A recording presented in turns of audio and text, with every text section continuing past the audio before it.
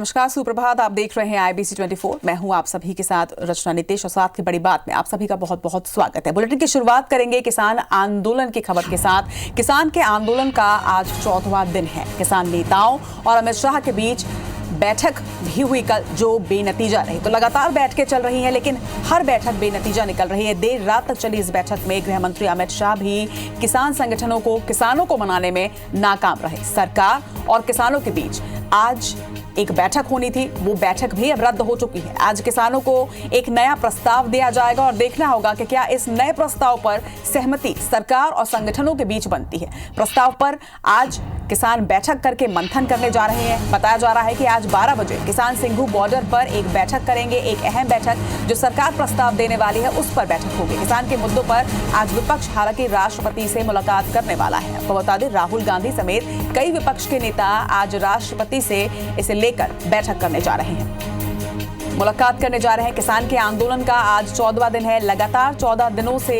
आंदोलन जारी है और लगातार किसान संगठन आंदोलन कर रहे हैं, विरोध कर रहे हैं। हालांकि कल देर रात अमित शाह के साथ में भी किसान संगठनों की मुलाकात हुई, लेकिन ये बैठक भी बेनतीजा रही। तो लगातार बैठकें चल रही हैं, लेकिन हर बैठक पर सहमति नहीं बन पा रही है, कोई नतीजा सामने नहीं आ पा रहा है। और कल गृह मंत्री अमित शाह के साथ जब किसान संगठनों की बैठक थी, तो उम्मीद लगाई जा रही थी कि ये बैठक सफल रहेगी और इस बैठक से शायद कोई रिजल्ट बाहर आ जाए, लेकिन ये बैठक भी अंततः बेनतीजा रही। और इसके बाद आज एक बैठक होनी थी, उसे रद्द भी कर दिया गया है। और अब कहा जा रहा है कि अब सरकार की ओर से एक प्रस्ताव दिया जाएगा किसानों को, किसान संगठनों को, और उस पर आज किसान सिंघू बॉर्डर पर उस प्रस्ताव पर मंथन के लिए एक बैठक सभी संगठन करेंगे। तो आज 12 बजे सिंघू बॉर्डर पर किसान संगठनों की एक बैठक होने जा रही है। मंथन होगा इस बैठक में। इसके साथ ही इस पूरे मुद्दे पर आज विपक्ष राष्ट्रपति से मुलाकात करने जा रहा है। आपको बता दें कि राहुल गांधी के साथ ही कई विपक्ष के नेता जो हैं, वो आज राष्ट्रपति से मुलाकात करने जा रहे हैं। 14वां दिन है आज। 14 दिन हो चुके हैं किसानों को आंदोलन करते, विरोध करते, और इस बीच कई बैठकें हुई, लेकिन हर बैठक बेनतीजा ही रही। कल गृह मंत्री अमित शाह भी किसानों को मनाने में नाकाम रहे। हालांकि एक सरकार की तरफ से एक संशोधित प्रस्ताव जो है, वो किसानों को कहा जा रहा है कि अब दिया जाएगा, और उसी प्रस्ताव पर एक मंथन अब किसान और किसान संगठन जो है, वो आज सिंघू बॉर्डर पर एक बैठक करने जा रहे हैं। तमाम जितने भी किसान संगठन इस वक्त बॉर्डर पर विरोध प्रदर्शन कर रहे हैं, उनकी एक बैठक होगी। इस बैठक में मंथन होगा कि क्या सरकार जो संशोधित प्रस्ताव दे रही है, उसे किसान मानने को तैयार है। तो उस पर एक मंथन बैठक आज किसान संगठन करने वाले हैं, और उसके बाद सरकार को किसानों की तरफ से शायद एक जवाब मिलेगा, या उसके बाद एक मंथन होगा, एक और बैठक होगी, और उसके बाद नतीजा शायद आ पाए। क्योंकि पूरे देश को इंतजार है कि किस तरीके से ये जो विरोध प्रदर्शन, क्योंकि पहले किसान ये कह रहे थे कि हाँ या ना में जवाब चाहिए, लेकिन हाँ या ना के बाद अब संशोधित प्रस्ताव पर बैठक करने के लिए, मंथन करने के लिए वो तैयार है। तो अब आज सिंघू बॉर्डर पर किसान संगठन जो है, वो मंथन करेंगे, एक बैठक करेंगे कि क्या सरकार जो संशोधित प्रस्ताव दे रही है, क्या इस पर सहमति बनती है किसान संगठनों की। और उसके बाद किसान संगठन फिर से एक बार मुलाकात करेंगे सरकार के साथ, और सरकार और किसान संगठन मिलकर उसके बाद फिर से एक दौर होगा बैठक होगी। उसके बाद ही शायद कोई नतीजा आ पाए।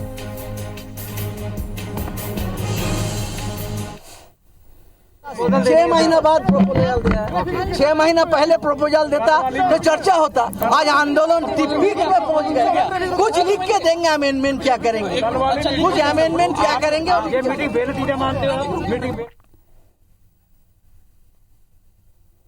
चले बढ़ेंगे आगे मध्य प्रदेश की तरफ। मध्य प्रदेश के सीएम शिवराज सिंह चौहान आज सवेरे 11 बजे योजनाओं की समीक्षा करने जा रहे हैं।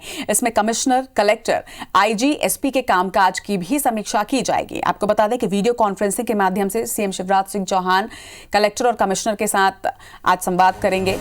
समीक्षा में आयुष्मान भारत कार्यक्रम, निरामय मध्य प्रदेश योजना, मिलावट से मुक्ति अभियान, खरीफ 2020 उपार्जन, रबी 2020-21 की यूरिया खाद उपलब्धता, इसके साथ ही कानून व्यवस्था और आबादी के सर्वे की समीक्षा की जाएगी। तो 11 बजे से एक अहम समीक्षा बैठक आज मध्य प्रदेश के सीएम शिवराज सिंह चौहान करने जा रहे हैं।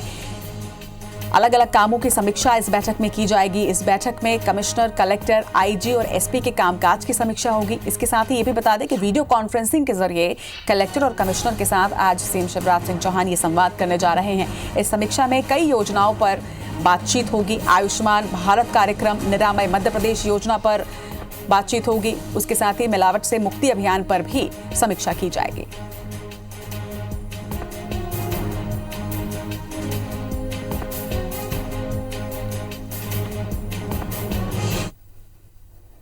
इस खबर पर ज्यादा जानकारी के साथ हमारे सहयोगी नवीन सिंह हमारे साथ जुड़ चुके हैं। नवीन, आज सीएम शिवराज सिंह चौहान समीक्षा बैठक करने जा रहे हैं। किन योजनाओं पर बातचीत होगी और किस तरीके से ये समीक्षा बैठक होगी?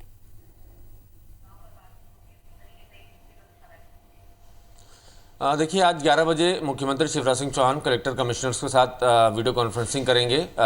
मुद्दा एक ही है, आत्मनिर्भर मध्य प्रदेश किस तरीके से बनाया जाए। जब हिंदुस्तान में कोरोना और कोविड-19 का दौर आया, उसके बाद जब आर्थिक गतिविधियां ख़त्म हो गई और ऐसे में प्रवासी मजदूरों का आने का सिलसिला वापस शुरू हुआ और मध्य प्रदेश की आर्थिक स्थिति तकरीबन डगमगा गई। इसके बाद मुख्यमंत्री शिवराज सिंह चौहान ने तय किया कि जिस तरीके से प्रधानमंत्री नरेंद्र मोदी ने आत्मनिर्भर भारत बनाने का संकल्प लिया है, ठीक वैसे ही मध्य प्रदेश को भी अपने पैरों पर खड़ा किया जाए, वापस मध्य प्रदेश को रिवाइव किया जाए। इसलिए मुख्यमंत्री शिवराज सिंह चौहान ने सभी अफसरों को एक रोड मैप दिया था आत्मनिर्भर मध्य प्रदेश को लेकर कि उनको क्या करना है, अगले कुछ महीनों में किस तरीके से काम करना है ताकि वापसी दमदार तरीके से मध्य प्रदेश कर सके। इसी के लिहाज से आज बड़ी बैठक है। 11 बजे कलेक्टर कमिश्नर्स के साथ वीडियो कॉन्फ्रेंसिंग से मुख्यमंत्री शिवराज सिंह चौहान जुड़ेंगे और पिछले बैठक के दौरान जो उनको निर्देश दिए गए थे कलेक्टर कमिश्नर्स को, वो कितने पूरे हुए, कितना काम बाकी है और कितना काम आगे बढ़ चुका है और कहाँ चूक है, कहाँ कमियां हैं और उनको किन चीज़ों की ज़रूरत है। तो ये इन तमाम मसलों पर आज मुख्यमंत्री शिवराज सिंह चौहान बातचीत करेंगे। मुख्यमंत्री ने साफ कर दिया है कुछ दिनों पहले ही कि मध्य प्रदेश में वही अफसर कलेक्ट्री कर पाएगा जो गुड परफॉर्मर होगा, जिसका परफॉर्मेंस अच्छा होगा उसी को आगे मैदान में काम करने का मौका मिलेगा और जो पुअर परफॉर्मर होगा वो मंत्रालय आएगा, उसकी जगह दूसरा अधिकारी कलेक्ट्री करेगा। लिहाजा ये तय माना जा रहा है कि अब जो आज मुख्यमंत्री शिवराज सिंह चौहान वीडियो कॉन्फ्रेंसिंग करेंगे कलेक्टर कमिश्नर के साथ, उनके काम की समीक्षा भी होगी और चूंकि जो टास्क इसके पहले मुख्यमंत्री ने दिए हैं उन टास्क पर वो अधिकारी कितने खरे उतरे, चूंकि आत्मनिर्भर मध्य प्रदेश का सबसे बड़ा जो जिम्मा है वो कलेक्टर कमिश्नर्स के पास ही है, चूंकि वो मैदान में है और उन्हीं को ज़मीन पर इन तमाम योजनाओं को उतारना है और मुकम्मल करना है। तो लिहाजा ये माना जा रहा है कि आज की बैठक बड़ी महत्वपूर्ण है अफसरों के लिहाज से, ब्यूरोक्रेसी के लिहाज से और आने वाले समय में काफ़ी सारे बड़े बदलाव देखने को मिलेंगे। जो भी कलेक्टर और कमिश्नर जिनका भी परफॉर्मेंस ठीक नहीं रहेगा उनकी समीक्षा होगी और उसके बाद उनको वहाँ से हटाया जाएगा। जी बिल्कुल, योजनाओं, व्यवस्थाओं और कार्यप्रणाली पर एक सख्त रवैया सीएम ने दिखाया और उसको लेकर आज एक समीक्षा बैठक है। चलिए, तमाम जानकारी के लिए आपका शुक्रिया, लेकिन आप हमारे साथ बने रहिएगा। हम दर्शकों को एक और बड़ी खबर इस वक्त दे दें, बड़ा अपडेट दे दें। भोपाल में निकाय चुनाव के लिए आरक्षण प्रक्रिया आज होगी। निगम पालिका चुनाव के लिए आरक्षण प्रक्रिया आज होने जा रही है। मेयर और अध्यक्ष पद के लिए चुनाव आरक्षण आज होगा। सुबह 11 बजे से आरक्षण की कार्रवाई शुरू की जाएगी। वहीं रविंद्र भवन के सभागृह में आरक्षण की कार्रवाई होगी। चलिए, नवीन लगातार हमारे साथ बने हुए हैं। नवीन, निगम निकाय चुनाव को लेकर आरक्षण की प्रक्रिया आज की जानी है।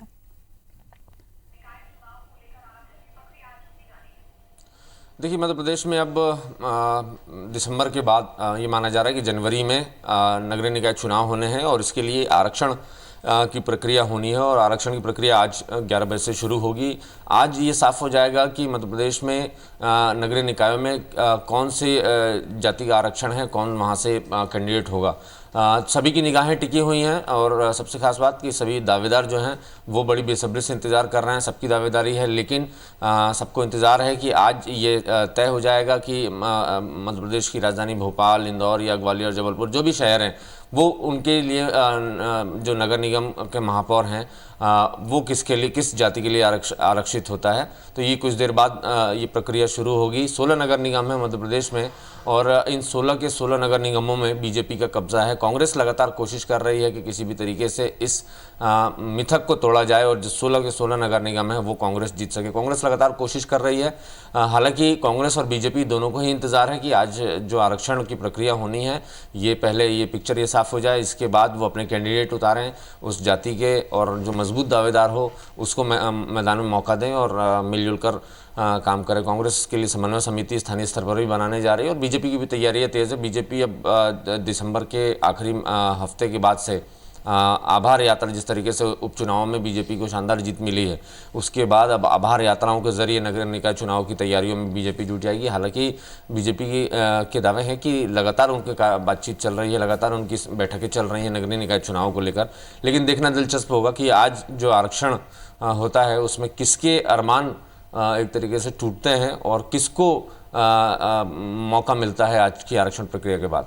निश्चित काफी कुछ स्थिति जो है वो निकाय चुनाव के इसमें साफ हो जाएगी आरक्षण की प्रक्रिया जब होगी। तमाम बातचीत के लिए आपका बहुत बहुत शुक्रिया नवीन। बढ़ेंगे आगे छत्तीसगढ़ की ओर। छत्तीसगढ़ के पीडब्ल्यूडी मंत्री ताम्रध्वज साहू आज नवा रायपुर और चंदखुरी के दौरे पर रहने वाले हैं। दोपहर 2 बजे वो नवा रायपुर के विभिन्न कार्यों का निरीक्षण करेंगे। वहीं इसके बाद दोपहर 2:30 बजे चंदखुरी में राम वन गमन पथ के निर्माण कार्यों की भी वो निरीक्षण करने पहुंचने वाले हैं। ज्यादा जानकारी के साथ हमारे सहयोगी राजेश राज हमारे साथ जुड़ रहे हैं। राजेश, आज पीडब्ल्यूडी मंत्री ताम्रध्वज साहू नवा रायपुर और इसके साथ साथ राम वन गमन पथ के लिए चंदखुरी पहुंचने वाले हैं और निरीक्षण करने जा रहे हैं। 2 कार्यक्रम हैं और दोनों ही कार्यक्रम काफ़ी महत्वपूर्ण है, क्योंकि नया रायपुर में जो निर्माण कार्य हो रहे हैं वहाँ पे विधानसभा का शिलान्यास किया जा चुका है। सीएम हाउस से लेकर के तमाम जो मंत्री हैं उनके भवनों का निर्माण किया जा रहा है।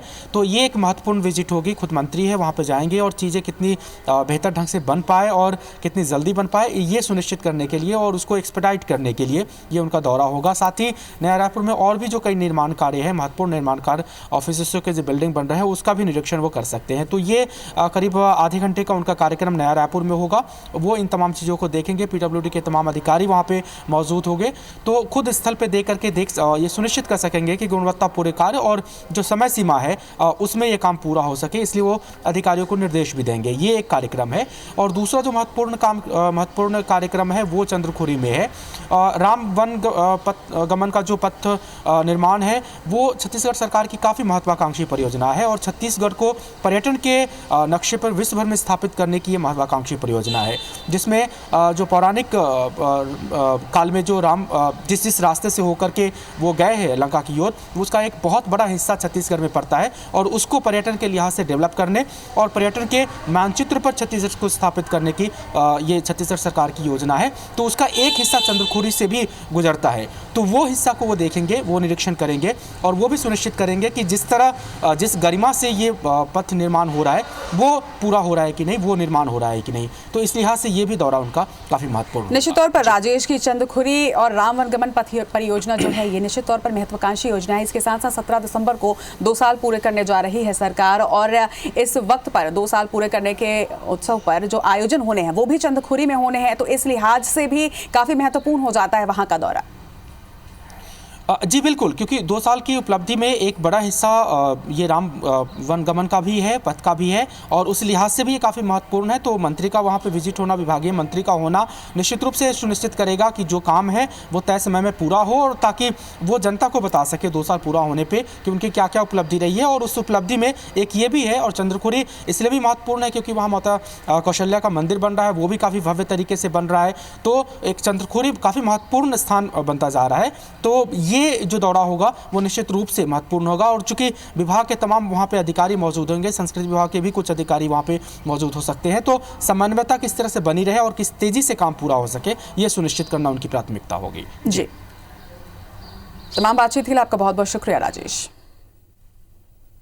चलिए बढ़ेंगे आगे, अहमदाबाद की ओर रुख करेंगे। अहमदाबाद में 6 केमिकल कंपनियों में भीषण आग लगने की खबर है। केमिकल कंपनी में आग की चपेट में कई कंपनी आ गए हैं। फायर ब्रिगेड की 45 गाड़ियों ने कड़ी मशक्कत के बाद इस पर काबू पाया और तस्वीरें आप देखिए कि तस्वीरों से ही साफ हो रहा है कि कितनी भीषण ये आग लगी थी।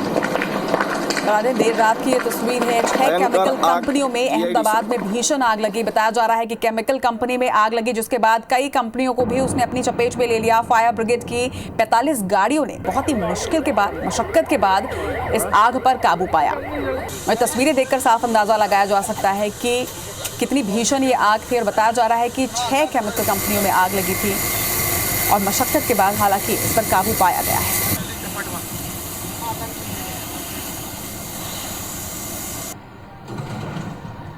तो अहमदाबाद की ये तस्वीरें जहां एक केमिकल कंपनी में आग लगी। बताया जा रहा है कि 6 केमिकल कंपनीज में आग लगी। उसके बाद लगभग 45 गाड़ियों ने कड़ी मशक्कत के बाद इस आग पर काबू पाया।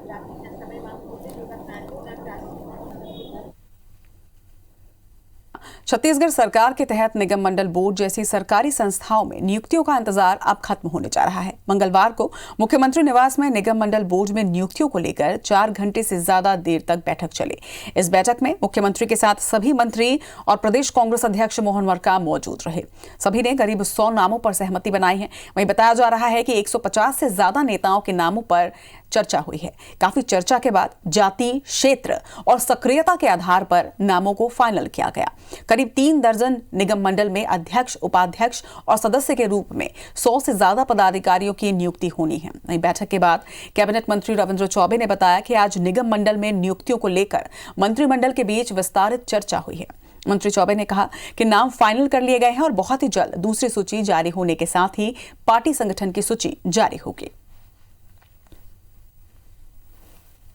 मंडल, निगम, आयोग और प्राधिकरणों में नियुक्तियां की जानी हैं, तो सारे प्रदेश के अपने जो विभिन्न साथी शेष हैं, बचे हुए हैं, उनके नामों में लगभग अंतिम सहमति आज बन गई है। ये संख्या तो अब जितने आयोग और निगम, मंडल और प्राधिकरण है, अधिकांशों में नामजदगी बहुत शीघ्र हो जाएगी। उनके नामों में आज सहमति बनाने का हम लोगों ने काम किया है। छत्तीसगढ़ के मुख्य सचिव अमिताभ जैन ने मंत्रालय में वीडियो कॉन्फ्रेंसिंग के जरिए कई विभागों की समीक्षा की। बैठक में छत्तीसगढ़ के सभी संभागायुक्त, आईजी, कलेक्टर और एसपी समेत दूसरे अधिकारी मौजूद रहे। मुख्य सचिव ने सरकार की महत्वाकांक्षी योजनाओं की मौजूदा स्थिति और लक्ष्य प्राप्ति की रणनीति पर भी चर्चा की। इस दौरान प्रदेश में कानून व्यवस्था, धान खरीदी, कोरोना, राम वनगमन पथ परिपथ और राज्य सरकार के 2 साल पूरे होने से पहले की तैयारियों को लेकर चर्चा की गई। मुख्य सचिव अमिताभ जैन ने आपराधिक घटनाओं की रोकथाम के लिए सूचना तंत्र को मजबूत और सक्रिय करने के निर्देश भी दिए। उन्होंने चिटफंड कंपनियों के संचालकों की संपत्ति कुर्क कर निवेशकों की राशि लौटाने के भी निर्देश दिए हैं। वहीं बैठक में अवैध शराब और अवैध खनिज परिवहन पर भी रोक लगाने के निर्देश दिए गए। इसके साथ ही सड़क हादसे रोकने के लिए संबंधित वाहन चालकों के लाइसेंस रद्द करने के भी निर्देश दिए गए हैं। कोरोना संक्रमण से होने वाली मौतों के आंकड़ों में कमी लाने पर भी मुख्य सचिव ने अधिकारियों से चर्चा की। वहीं बैठक में धान खरीदी प्रक्रिया की समीक्षा करते हुए उन्होंने कहा कि टोकन वितरण और सॉफ्टवेयर में एंट्री की प्रक्रिया को गंभीरता से करें। वहीं 14 दिसंबर को कोरिया और सुकमा जिले से राम वनगमन परिपथ पर बाइक रैली की तैयारियों पर भी चर्चा की गई।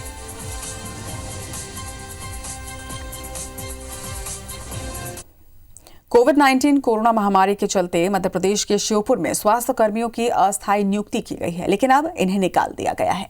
इन स्वास्थ्य कर्मियों ने सरकार के खिलाफ प्रदर्शन करते हुए अनिश्चितकालीन धरना भी किया। जब जिले में सुनवाई नहीं हुई तो भोपाल में आंदोलन करने के लिए स्वास्थ्य कर्मियों के साथ पुलिस ने मारपीट की और उन्हें 1 दिन जेल में रखकर वापस छोड़ दिया गया। वापस अपने जिले पहुंचने पर अधिकतर लोगों की हालत गंभीर मिली। श्योपुर में भी 3 नर्सों की पिटाई होने से उनकी हालत गंभीर थी। वहीं भोपाल से लौटे सभी अस्थायी स्वास्थ्य कर्मियों ने फिर से जिला अस्पताल के सामने धरना देना शुरू कर दिया है और चोटिल स्वास्थ्य कर्मियों का उपचार भी वहीं शुरू कर दिया गया है। प्रदर्शनकारी एवं धरना दे रहे स्वास्थ्य कर्मियों ने प्रदेश सरकार पर नियुक्ति के नाम पर धोखा देने की बात भी कही।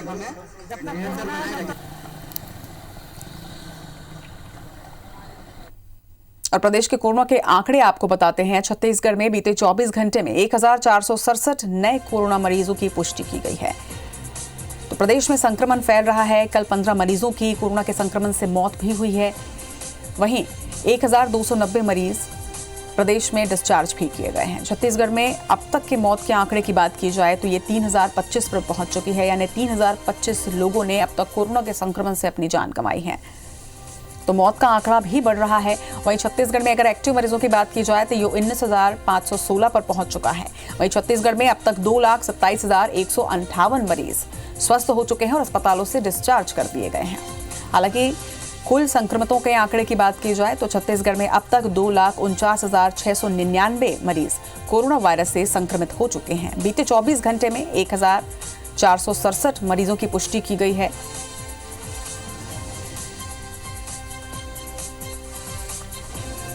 और छत्तीसगढ़ के बाद बात मध्य प्रदेश की, तो मध्य प्रदेश में बीते 24 घंटे में कोरोना के 1345 नए मरीजों में कोरोना संक्रमण की पुष्टि की गई। मध्य प्रदेश में 24 घंटे में कोरोना वायरस ने 11 मरीजों की जान ले ली। 11 मरीजों की मौत संक्रमण की वजह से हुई है। वहीं 24 घंटे में 1497 मरीज स्वस्थ हुए हैं, डिस्चार्ज भी किए गए हैं। एक्टिव मरीजों की संख्या की बात की जाए तो मध्य प्रदेश में ये 13,280 पर इस वक्त है। वहीं मध्य प्रदेश में अब तक 3,358 मरीजों की कोरोना संक्रमण की वजह से मौत हो चुकी है।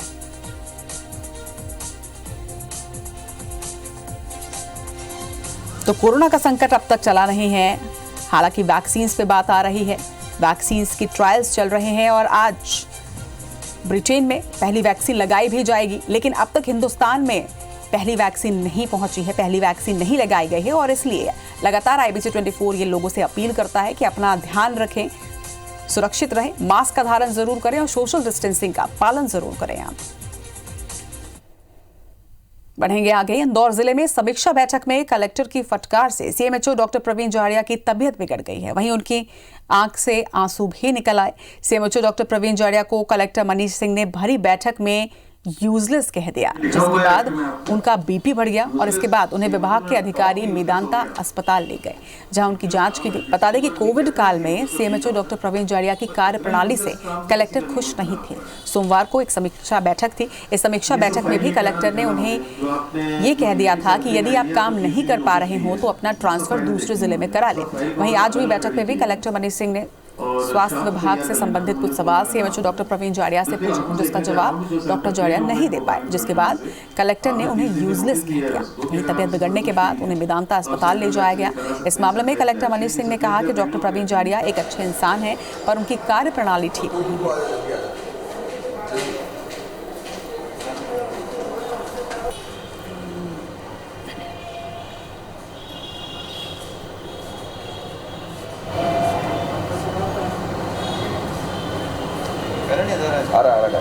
पार्किंग में लगी थी।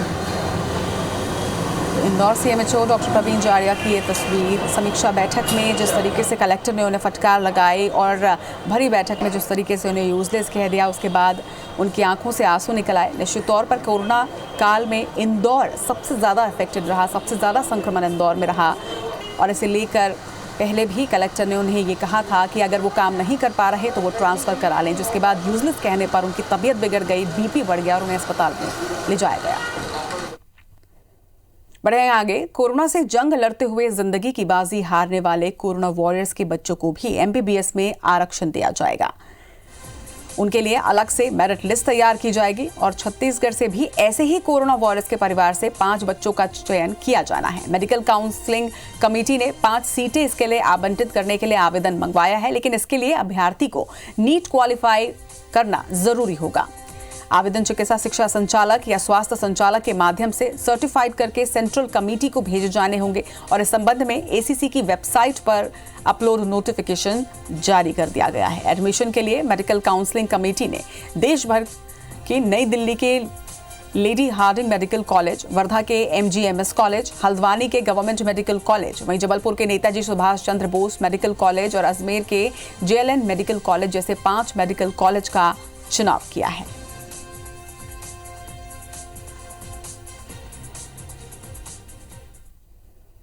चलिए, इसी के साथ इस बुलेटिन में फिलहाल इतना ही। आगे देखिए छत्तीसगढ़ी भाषा का बुलेटिन हमर बानी हमर गोट राहुल सिन्हा के साथ। नमस्कार।